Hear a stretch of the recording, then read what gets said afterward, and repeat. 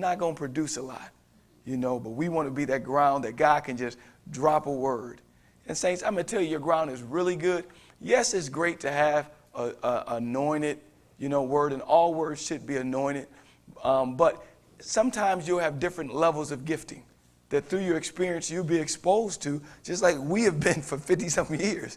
And some people would see us at a revival, or they come to a meeting, and at the revival, Brother Hampton would go forth, and they would sit there and they would say, y'all get that all the time?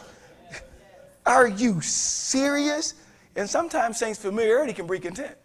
You can be like, okay, brother. I remember Brother Mike Sanabria moved to Jackson. He was sitting there, and he was just like, Brother Lee, are you serious? Are y'all getting this?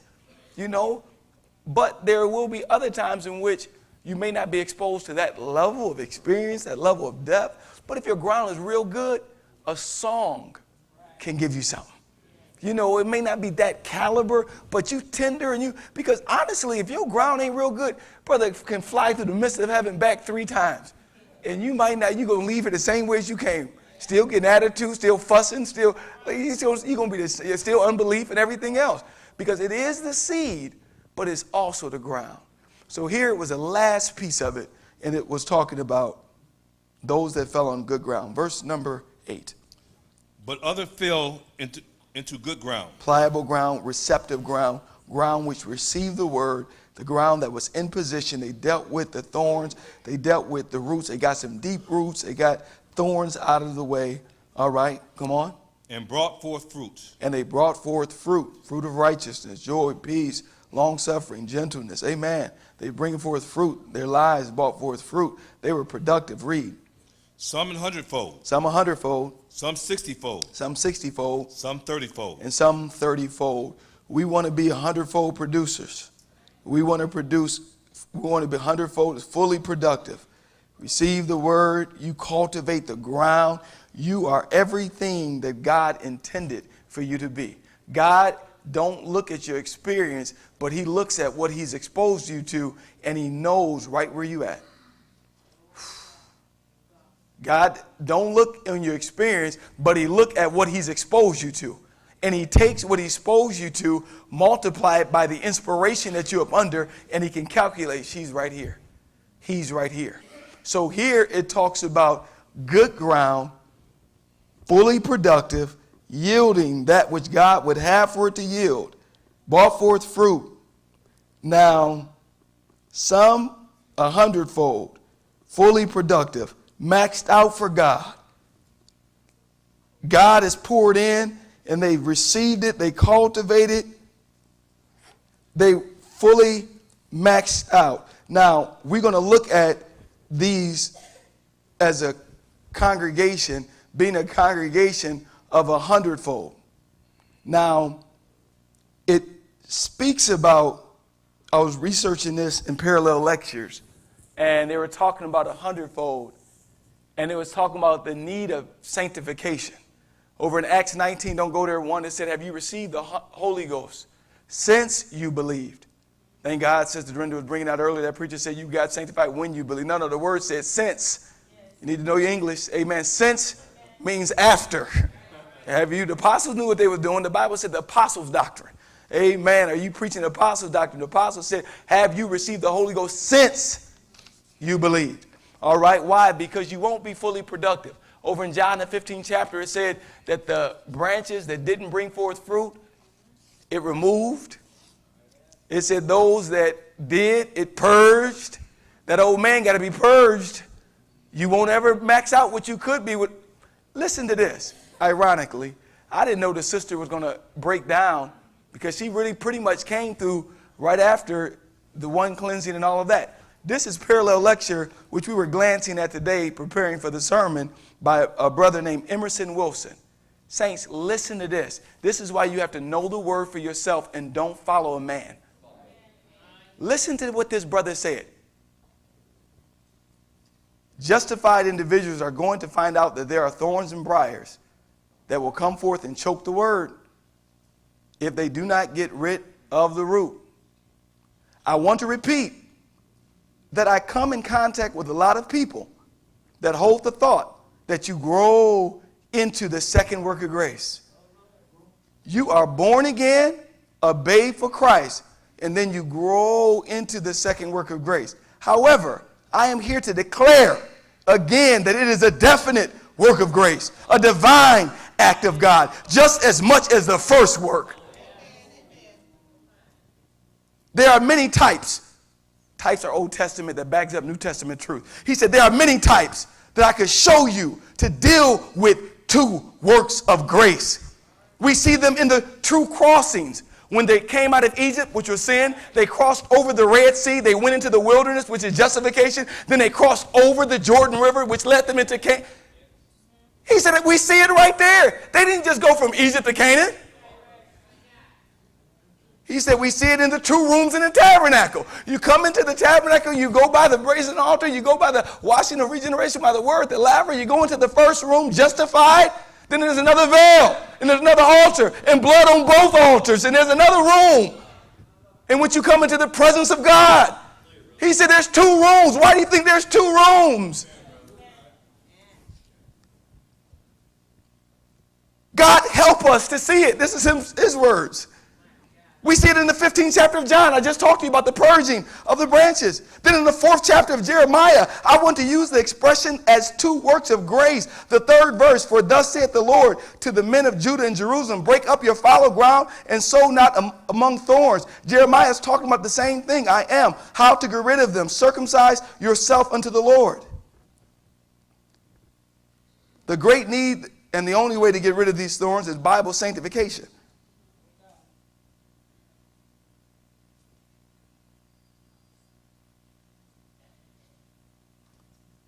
The great need, this thing's troubled me. I do not know whether it does you or not. I know this, there are too much of an attitude.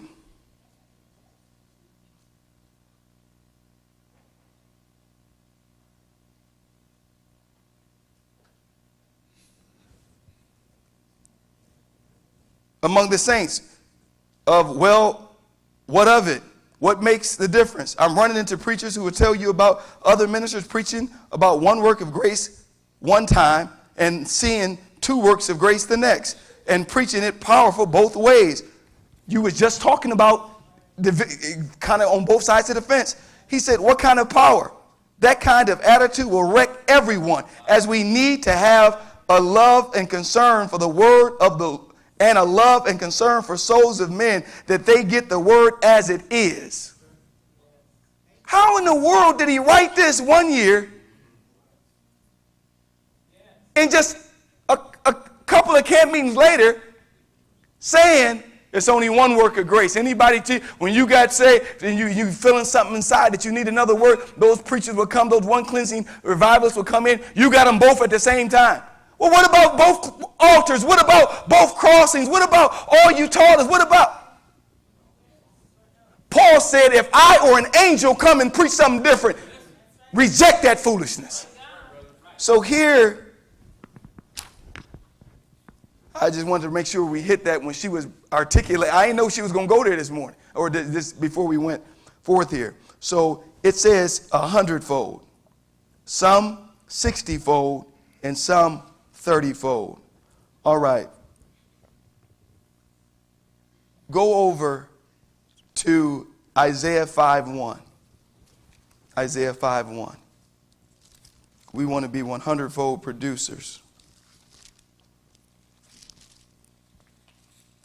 We want to max out for God. Isaiah 5:1. Now will I sing to my well-beloved, a song of my beloved touching his vineyard. My well-beloved has a vineyard in a very fruitful hill. Saints, God has placed us in a very fruitful hill. God has blessed us to be in a very... Just think about this, saints, just for one moment. We asked the saints to begin to prepare special singing on Sunday evenings and also Wednesdays. Right. Some places you may go, it might not even be those that even have the burden, the consecration, of the ability to offer specials. Tonight, two powerful special songs, inspirational special songs, places in a very, over 55 years, Brother Hampton grinding before God 10 times a week. If you wanted to be fed 10 times a week for 50-something years. And I'm telling you, every time you was in his presence, I don't care if he sat over here and grabbed an Evening Light songbook and just worked that song, you got fed. If you was listening, if your ground was good, I mean, he could take Never Yield a Step and just work with that. Don't yield a step. No matter what you don't yield a step. Did you yield a step last week? What is yielding a step? He provoked your mind. A tremendous fruitful hill. Producing fully productive 100-fold. All right?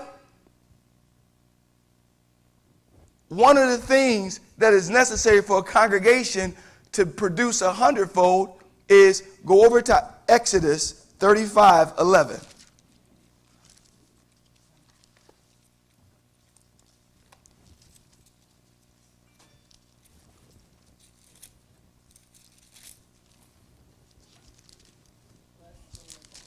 Then you can go to Judges 16:26. You can line this up. Judges 16:26. You can just get both of them.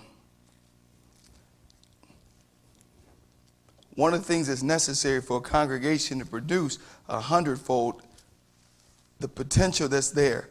Are they really producing congregationally? Come on and read. You want 35:11? Yeah, 35:11, then Judges 16:26. We're dealing with the pillars. In order for a congregation to produce, come on and read. The tabernacle, his tent, Yeah. and his covering, The tabernacle, his tent, his taches and his boards, type of the church, read. his bars, his pillars, and his sockets. His pillars. Go over to Judges 16:26. Let's see what the pillars are, what they're for. Judges 16:26.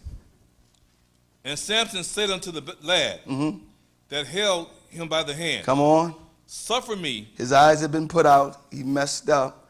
But he said, lead me, suffer me. Come on, come on. That I may feel the pillars, Let I may feel the pillars. whereupon the house standeth. Oh, let me feel the pillars one more time. It said the pillars whereupon the house standeth. So here you had, if you ever seen any pictures of edifices during that time, those pillars would hold up the roof, hold up the edifice. It was actually, they were up on the roof doing their thing, but the pillars was holding up. So in Exodus, talk about the tabernacle type of the church, the pillars was there, the pillars.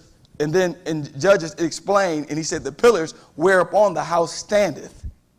If there's going to be a congregation that produces 100-fold, they're going to have, my God, pillars.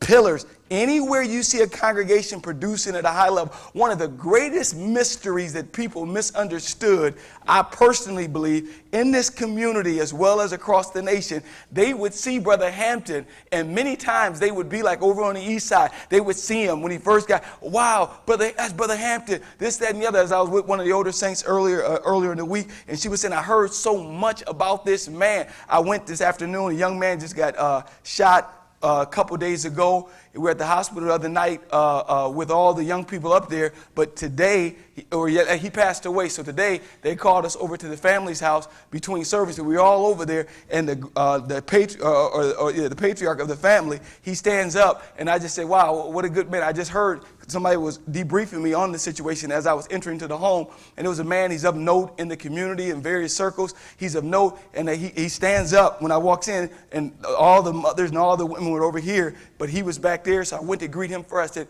greetings, good to see you. I said, what a man, what a man. I just heard about some of the great things. He said, no, what a man, your father. Now, this man's circle was not religious. So I'm just I'm a religious man walking in his house. I want him to at least receive me. You know, I want him to accept what's being said. So I'm trying to Paul, you know, we in Rome, he figured out how to be wise, and he circled me in. So I'm coming to this home. I'm wanting this man to at least, I got my Bible, walking in, meeting with the family and praying and this, that. And I said, man, I want him to receive me, but he's very noted, like degrees noted in his circle that's not really religious. I go in there and I'm greeting him. How you doing, sir? Just so he'll welcome me in his home. He'll see I'm not in here to do anything. And I tell him he's a good man. He said, no. Your father. He goes back 50-something years. He said, when he got here, he cut my hair. Then he taught me what, and I'm sitting here and I'm just like, well, part of it was him, Brother Hampton, but saints, we were in the barbershop up here at the barbershop, and they were talking about the congregation, the impact it had in the community. And Brother Hampton was there, and they were telling him, oh, Brother Hampton, you did this, you did it. He said, no, no, no, no, no. And he began to talk about all of the saints. He just said, no, no, no, no, no, you think it's me. You don't understand.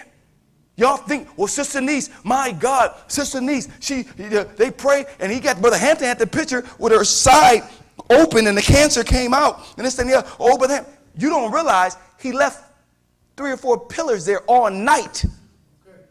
He went over there, and the group went over there to anoint and pray and rebuke it.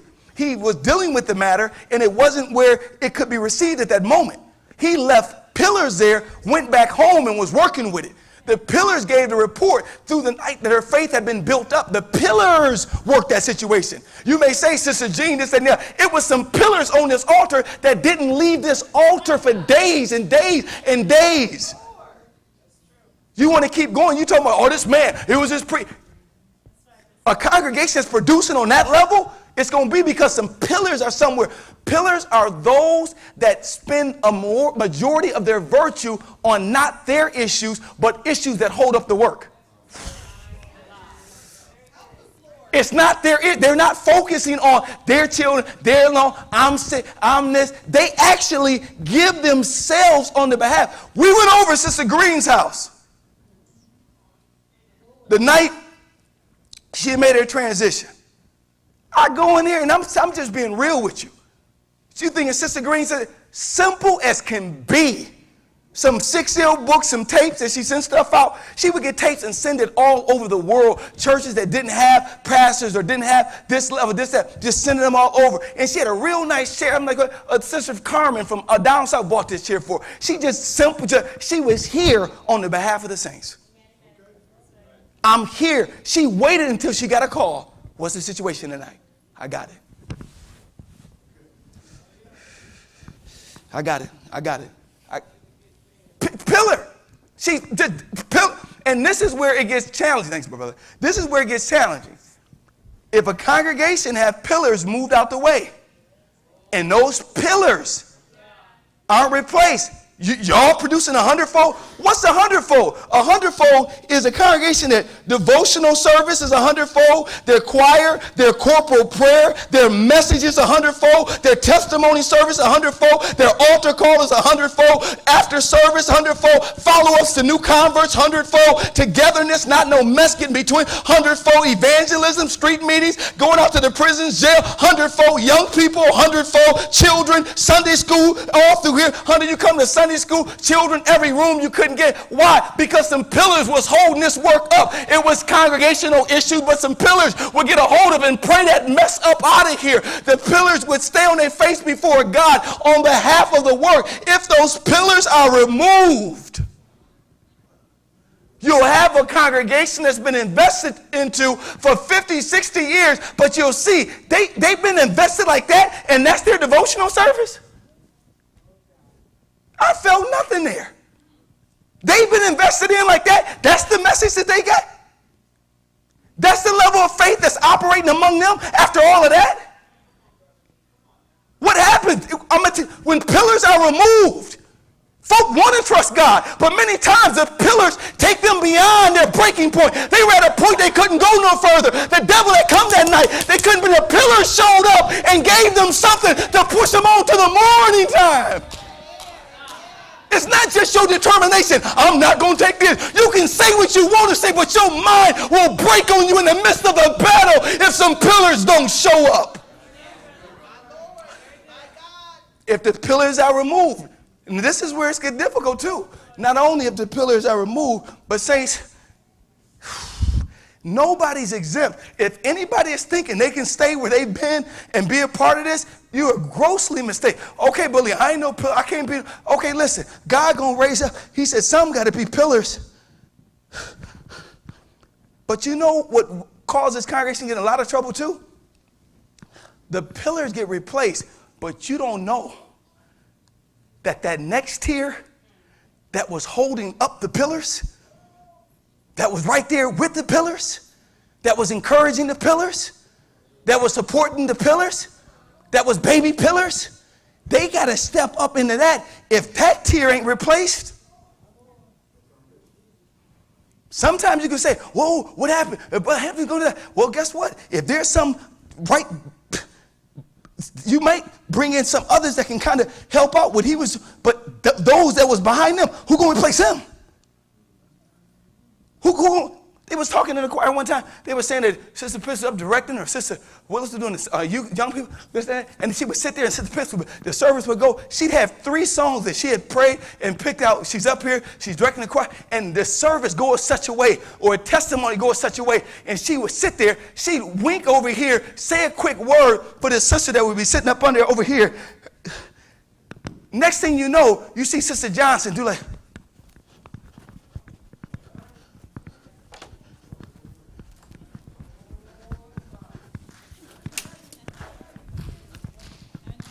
slip this to her, and now she's right in key. Who am I talking about would do that? Which one? Ruth Johnson, amen. See, you thinking of Sister Prince. Where are the Ruth Johnsons at?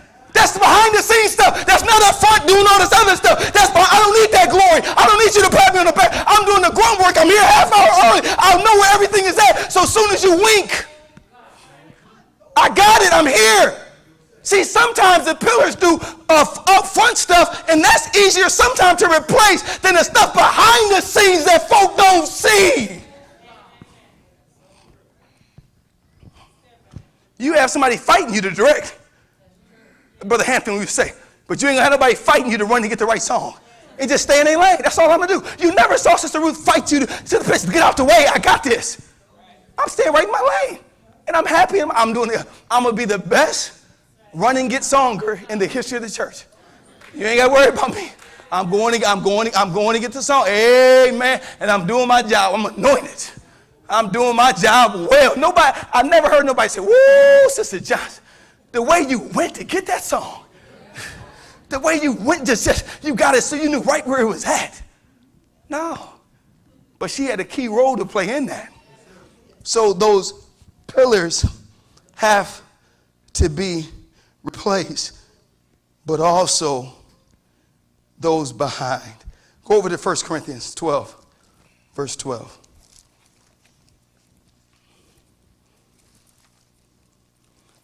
Congregationally, good ground, producing hundredfold. 1 Corinthians 12. Chapter 12? Yeah. 1 Corinthians chapter 12, verse 12. Congregation that produced that hundredfold.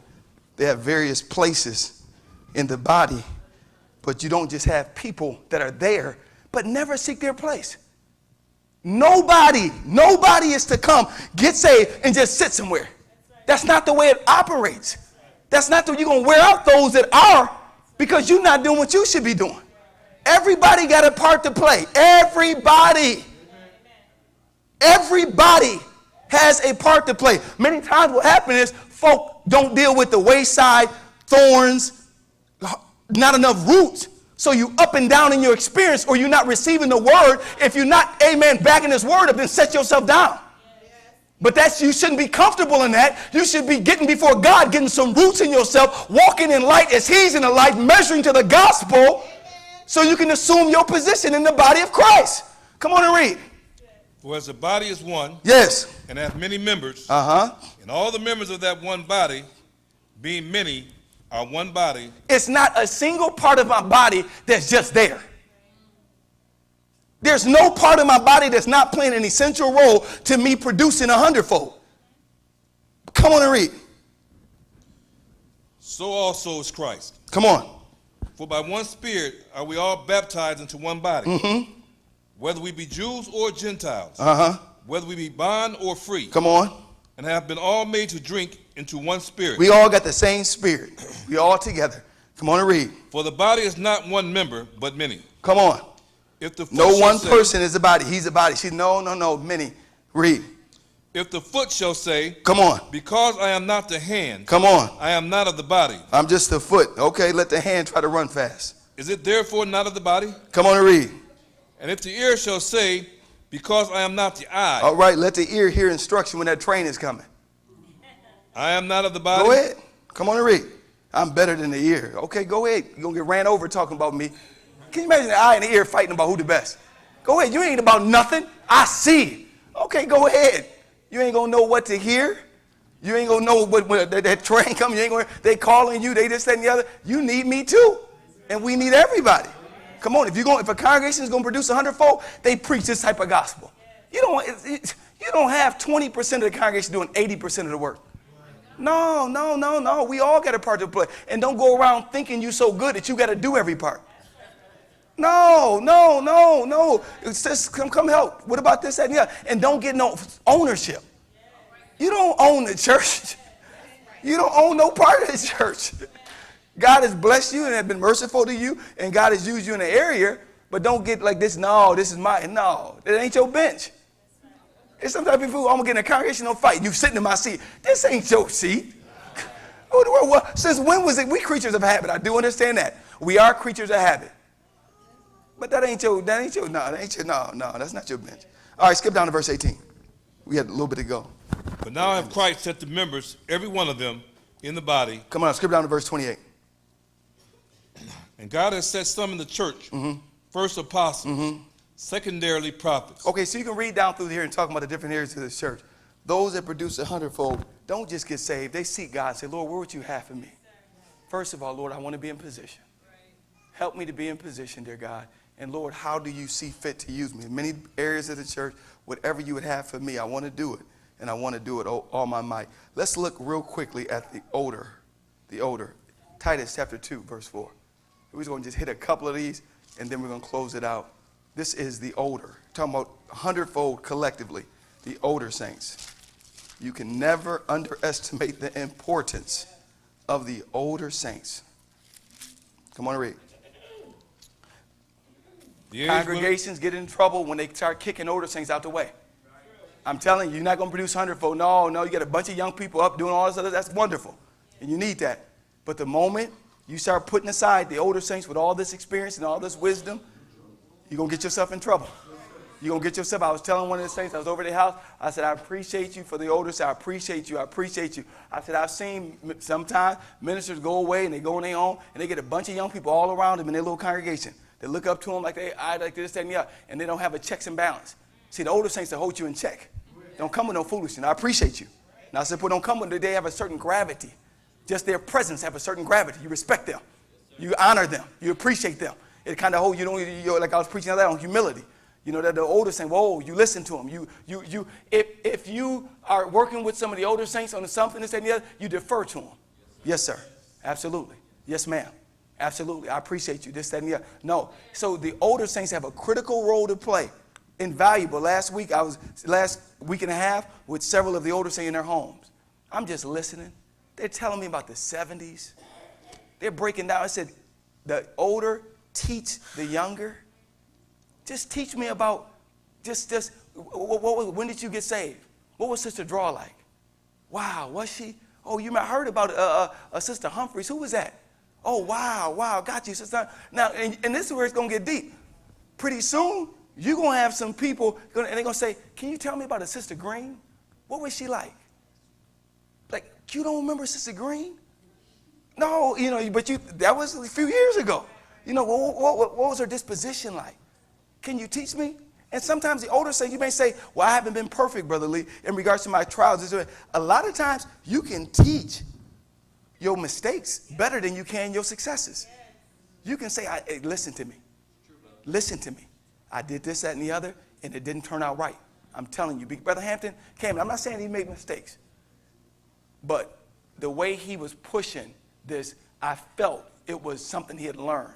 I was doing something, and I came from maybe Carson, and then we were down at we were at the homeless shelter for service down here on Thursday nights. And then we were at Carson on some Friday nights and Saturday afternoons. We would be up in Carson with the Mennonite people. And I came back home, And that night, I was coming to prayer service, and I said, I'm dropping the family. And he came, and he said, you going what? He said, no, you're not coming. I said, no, I'm coming to morning, Friday and Saturday night service. This is some of the best service in the week. That's when you really find out what's really going on. If you really wanted to find out what was going on in the church, that brother would be in the morning service. He did. Be watchful for this. He just give you a little bit here. You know. He said, no, stay with your family. I said, no, man, we got to, brother, what's on the horizon? You know, any apostacies are looming. Hold on, man, what's going on at the next meeting? What should we be praying about? Anybody come up with something false? My God, hold on. It was like a basketball game to me almost. I'm sitting there like, hold on. You know, brother breaking down Newark and what happened at Mount Tabor, and Brother Barber got up and Brother Wilson got up behind. He breaking down. He was there. He said, no, go home. I said, huh? Stay with your family. I said, huh? Take your children. Go. Here's some gas money. Go. Won't you run up? Go. Huh? No. He was teaching. He was teaching. He said, listen, your children need you as much as anybody else. And more so. The last thing you want, and he hit this so deep, he said, the last thing you want, you give yourself this, that, and the other for some folk to half appreciate you, and you neglect your children that's going to be with you for the rest of your life. I said, man, how deep was that? So the older saints, 100-fold congregation, Joshua said, over in Joshua, Caleb said, Lord, I'm older, but give me one more mountain. Give me one more mountain. What would you have for me to do, Lord?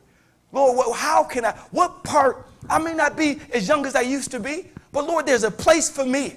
What I was telling one of the saints, it said here, verse number 4, go ahead and read it, Brother Frank. That they may what? That they may teach the young women to be sober. Man, I was sitting with one of the older saints this week, and I said, man, we should have a church mentoring program where the older saints just get, you're an older saint, you get a younger saint, and you meet with them once a month. And you just pray with them. You just encourage them. You may not feel to go up front and direct or lead this, but you can. But on the flip side, a lot of times, young people know everything. Y'all know it. They know everything. What I need for what? No. I was telling my older son, he got time to spend with Brother Brent, and when he was young at his shop, and he was being with Uncle Quentin and Brother Brent down at his shop. Well, they taught him. So my younger son, he didn't come up under that environment with those older men. So he goes and he is talking. We were going with, I think, Mr. Wade or one of the older men in the community somewhere, and my younger son is doing a lot of talking. My older son started bumping him and telling him, he said, man, be quiet. You know you ain't supposed to talk when you're around old people. You ain't supposed to say nothing. You don't open your mouth. You just be quiet. He said, man, what are you talking about, man? I'm in the conversation. But he had learned. He said, man, do you know how many times I was at work with you? I was hungry. I couldn't say nothing. I was real hungry. And one day I went and asked him, Brother Brent, man, I'm real hungry. Ain't you hungry? He said, yeah, I'm hungry, but I got to get this work done. If we get this work done, we can go eat a real meal. So he was trying to teach my youngest son, he said, you with older people, don't open your mouth. You don't say nothing, just listen. And that's how it's got to be. You got to want to be. A lot of times older people want to pour into you, but you get all the answers. You going with me, you did most of the talking. You don't need me. You know, sometimes I'll go to Brother Draw's house and I would say just one little sentence and then let him go for like 5 or 10 minutes. He exhausts himself on that. Then I throw one other question out and just sit back. That's 100-fold. Saints, listen to me. I'm telling you that this is so important. This mentoring, personal 100-fold. Okay, you say, Brother Lee, give me Bible for that. Find somebody in the Bible. Paul, even up under the law, you know who he sat at the feet of? Give him Eliot, absolutely. You know how Timothy got so strong? Guess who he was at the feet of? Thank you. Keep going. Joshua was amazing. But guess who taught Joshua every step of the way? He didn't go to no lecture sitting there. And I'm going to tell you, if you want to produce 100-fold, you got to know how to glean from older people. They're not always going to tell you X, Y, Z. You got to listen, watch what they say, watch how they say it, watch what they don't say, how they figure it out. Just go with them. Don't open your mouth. Ask them, can you drive them? The worst thing ever is for somebody to go and they're trying to do something great and they've never really been mentored.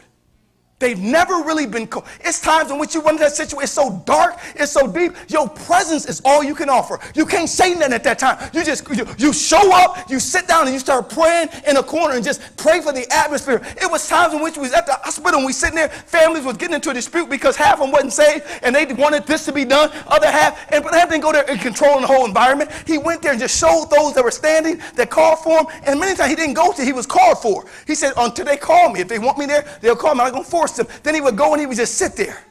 This is a family matter. I'm not going to get in the middle of that. This is a family matter. I'm right here. I'm just that mentoring. That's why he said, older, teach. You've learned some stuff. You know some stuff. But the younger has to be in position to receive it and desire it. All right. I'll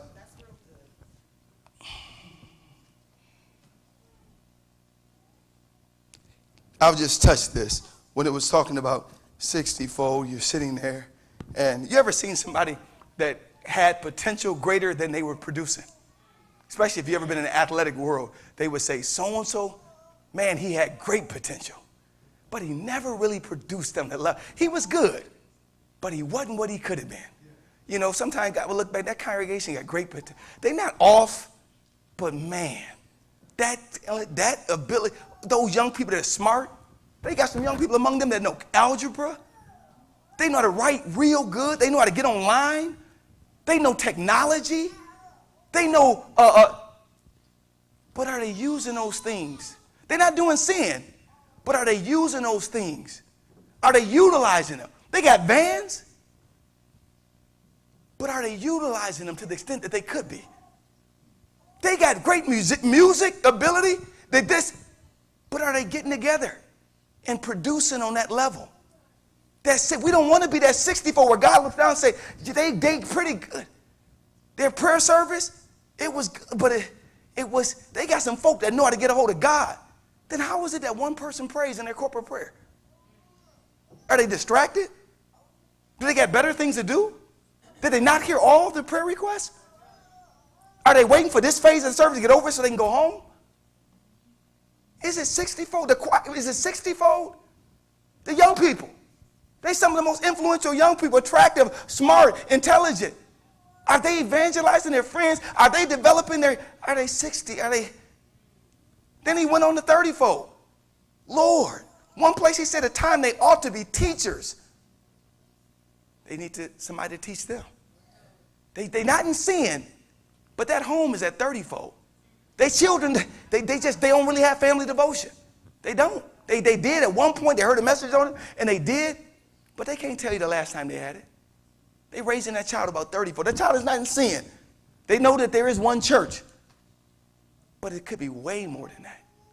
He said, good ground, some 100-fold, some 60-fold, and some 30-fold. God has been blessing in a mighty way. However, we want to make sure, and I just wanted to deal with this collectively tonight. Not personally, but really personally, together is the collective. So let's pray to God that he would help each one of us. And you say, Brother Lee, I'm doing real well. But Lee, I am. I'm producing. Go in our closing scripture. Go to 2 Corinthians 10, verse number 12. Good ground. What are we producing? 100-fold. Fully maxing out. 2 Corinthians 10, verse 12. For we dare not make ourselves of the number, or compare ourselves with some that commend themselves. Saints, don't ever go ahead, Brother Frank. But they, measuring themselves by themselves and comparing themselves among themselves, are not wise. Oh, we're a better congregation. That congregation over in Grand Waterfall. Well, that church, got a congregation down in Tennessee. We're a better congregation. Our choir get up, we sing, our preacher pray, our willow, but you're not going to be compared to them. You're going to be compared to the seed that's been sown in you. They might be 100-fold, and God may look and say, whoa, 55 years? And y'all here? While you celebrating, thinking that, oh, we way past them, we got people that trust God, oh, we got the word, you can be fed, you can be, all right. We don't want to compare ourselves to sister so-and-so, brother so-and-so, this congregation here, that congregation there. We don't also want to compare ourselves to the 70s, to the 80s, to the 90s. No. Lord, we want to be 100-fold today. What does that look like today? Lord, what can we do today? Because honestly, God is endeavoring to take us beyond in some places, taking us deeper in some places, in some areas. So there he said, it is not wise to compare yourself. And the Apostle Paul, he said, oh, that I may know him. Paul, you better than James. You better than Peter. Peter ain't write all these books. Peter got a book, 1st and 2nd Peter. Acts until you, Paul can brag. You heard of Peter until Paul came on the scene. Read the book of Acts. It was a Peter show until Damascus. So Paul couldn't be like, oh, you be me. Be yourself.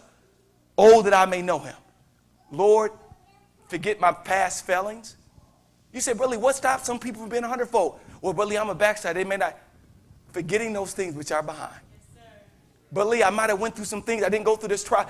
Forgetting those things which are behind. But Lee, I got some fear. Whenever I get up and testify to fear, I want to pray out and serve it. But anything that would hinder you from doing what the Spirit is leading you to do, then you need to rebuke that thing and don't let it quench the Spirit. You might have the prayer, your testimony. I can't pray like sister so-and-so. It's not how much you pray. It's the fervency and you getting to God. You got to be, Lord, if it's fear, Lord, if it's anxiety, I don't know. Whatever, Lord, I'm not going. I told one of the brothers, he said, well, Brother, I don't know if I can do it. I said, listen, don't put no ceiling on God. Let God say, Lord, I don't want to get out the Spirit. I'm not trying to be somewhere I shouldn't be. But Lord, whatever you would have for me to do, prepare me so I can produce 100-fold personally so we can collectively. May God bless the saints.